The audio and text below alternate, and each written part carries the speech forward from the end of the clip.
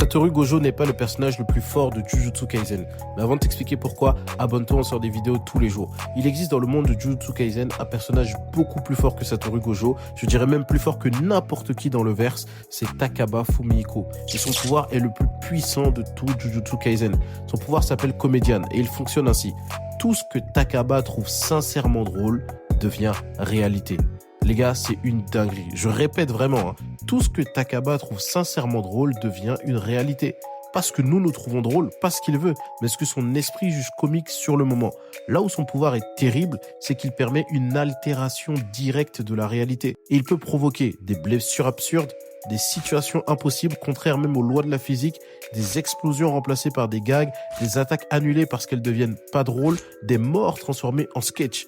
Et le pire, c'est que tout cela ne dépend même pas de son énergie occulte comme les techniques maudites classiques. Donc potentiellement, c'est une technique infinie, mais qui a une seule limite, c'est que s'il perd son sens de l'humour, alors son pouvoir s'estompe. Mais potentiellement, on est sur un pouvoir divin, celui de pouvoir réécrire la réalité à sa guise sans aucune restriction.